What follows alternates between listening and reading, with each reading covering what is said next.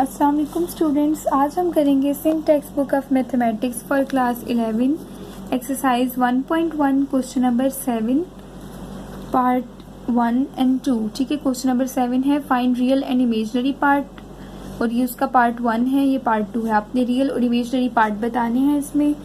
ठीक है, अब देखिए डायरेक्ट हम नहीं बता सकते यहाँ से रियल पार्ट इमेजनरी पार्ट, ठीक है, इस तरह नहीं बता सकते।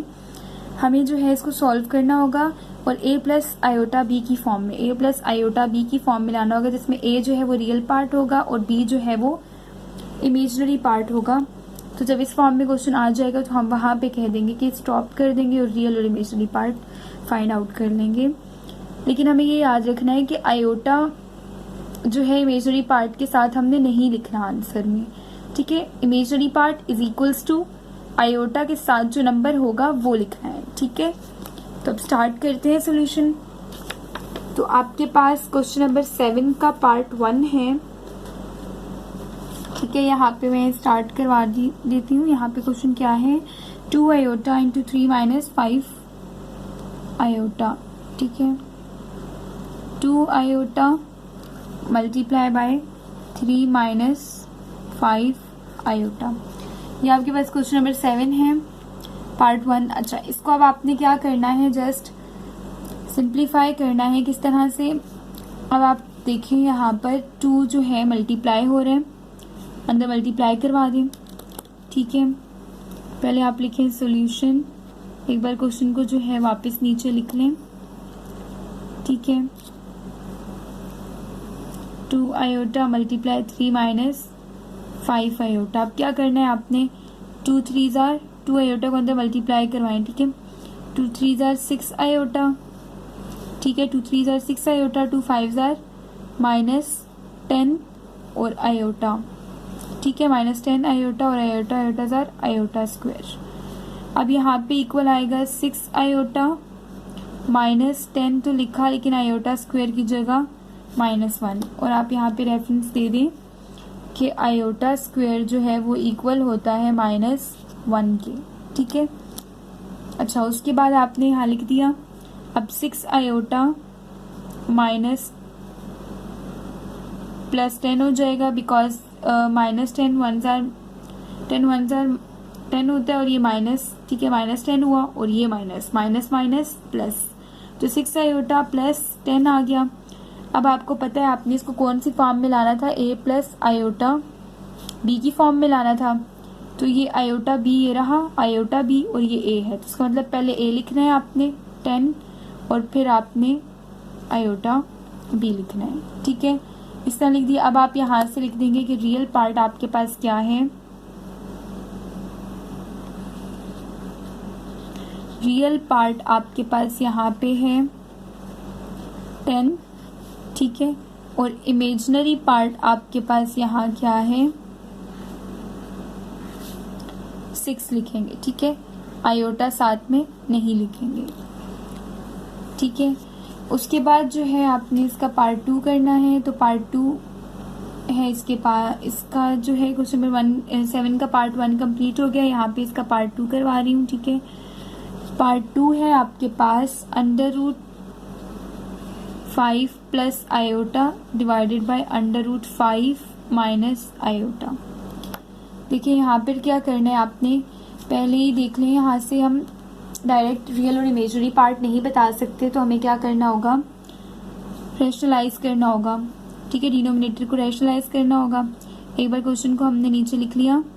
ठीक है, 5 plus iota upon √5 minus iota. ठीक है, लिख लिया इसको। मैं इसको मल्टीप्लाई कर रही हूँ √5 प्लस आयोटा से भी, और इसको डिवाइड भी कर रही हूँ √5 प्लस आयोटा से। और यहाँ पे रेफरेंस दे दिया किसका, रैशनलाइज द डिनोमिनेटर। ठीक है, एक रैशनलाइजिंग के प्रोसेस में क्या होता है, सिंपली आपके पास जो नीचे नंबर होता है ना डिनोमिनेटर में, साइन चेंज करके उसको मल्टीप्लाई और डिवाइड कर देते हैं। √5 माइनस आयोटा था, इसको मल्टीप्लाई किया, अंडर आयोटा भी है, √5 भी है, लेकिन माइनस साइन किस में चेंज हो गया, प्लस में। तो मल्टीप्लाई और डिवाइड डिनोमिनेटर से किया साइन चेंज करके। ठीक है, तो रैशनलाइज कर दिया हमने डिनोमिनेटर को। उसके बाद हमने क्या करना है, इनको मल्टीप्लाई करवा दें। देखिए ये ए है, ये बी है, ये ए है, ये बी है, और दोनों सेम है। इसका मतलब है दोनों को एक बार लिख के उसका होल स्क्वायर ले लूँगी, ठीक है, इस तरह लिख दूँगी। और नीचे चेक करें आप ज़रा, ए ये है, बी ये है, ये ए है, ये बी है, तो ए माइनस बी और ए प्लस बी। तो फार्मूला लग रहा है यहाँ पर ए माइनस बी और ए प्लस बी, ठीक है। ये किसकी इक्वल होता है, a square minus B square के, ठीक है। यहाँ पे आप फार्मूला लगा दें, √5 का स्क्वायर जो आपके पास ए है, माइनस बी क्या है, आयोटा है, तो उसका स्क्वायर ले लें, ठीक है। नेक्स्ट स्टेप में आपने क्या करना है, √5 प्लस ऊपर दोबारा से फार्मूला लग रहा है, ये ए है, ये बी है, और इसका होल स्क्वायर, यानी ए प्लस बी का होल स्क्वायर, ठीक है। ये फार्मूला क्या है, a square plus 2ab plus b square, ठीक है। अब यहाँ से आप इसको ओपन करें, √5 का स्क्वायर यानी ए स्क्वायर प्लस 2a यानी √5, बी यानी आयोटा है, और बी का स्क्वायर यानी आयोटा का स्क्वायर, डिवाइडेड बाय √5, ये इससे कटेगा, यहाँ से 5 रह जाएगा, माइनस आयोटा स्क्वायर की जगह मैंने -1 लिख दिया, बिकॉज यहाँ से आप रेफरेंस दे दें, आयोटा स्क्वायर इक्वल होता है -1 के, ठीक है। तो यहाँ पे मैंने आयोटा स्क्वायर की जगह यहाँ आयोटा स्क्वायर की जगह -1 पुट कर दिया। 5 माइनस माइनस प्लस यानी 5 + 1, नीचे डिनोमिनेटर में आपके पास 6 आ गया, ऊपर देखें ये स्क्वायर रूट से कटा तो यहाँ से 5 बच गया, यहाँ पे +2 √5 आयोटा, यहाँ पे प्लस और आयोटा स्क्वायर की जगह हमने क्या लिख दिया, -1, ठीक है। अब 5 - 1 क्या होगा आपके पास, यहाँ पर प्लस माइनस माइनस ही होता है ना, तो 5 - 1 4 +2 √5 आयोटा एज इट इज़ लिखा, डिवाइडेड बाय 6 है, ठीक है।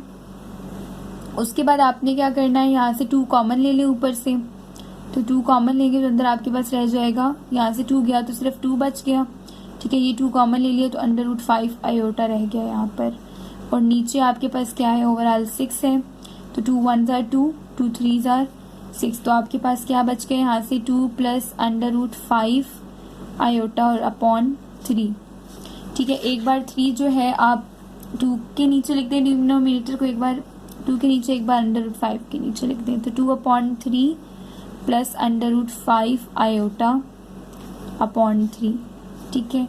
यहाँ से आप अब लिख लें, इसके बाद ये मज़ीद सिंप्लीफाई नहीं होगा, आप यहाँ पे लिख लें, आपके पास रियल पार्ट क्या है, तो रियल पार्ट आपके पास किसकी इक्वल आ गया, यहाँ आप चेक करें, रियल पार्ट आपके पास सिंपली जो है वो इक्वल है 2/3 के, ठीक है, और इमेजिनरी पार्ट आपके पास इक्वल है √5/3 के, जब मैं इसके साथ आयोटा नहीं लिखूंगी, ठीक है। इमेजिनरी पार्ट यहाँ पे आप साथ z लिख दें, ठीक है।